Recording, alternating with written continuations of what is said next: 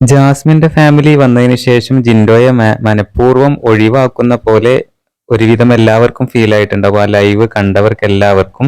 എന്താന്ന് വെച്ചാൽ ജിൻഡോ ഒരുപാട് ട്രൈ ചെയ്യുന്നുണ്ട് ഇവരുമായിട്ട് സംസാരിക്കാനായിട്ട്. അപ്പൊ ആ സമയത്ത് ജസ്റ്റ് ഒരു ഷെയ്ക്ക് ഹാൻഡ് അല്ലെങ്കിൽ ഒരു ഹഗ്ഗില് ജാസ്മിന്റെ ഉപ്പ അത് നിർത്തി അങ്ങോട്ടേക്ക് നടന്നു പോകുന്നതാണ് കാണാനായിട്ട് പറ്റുന്നത്.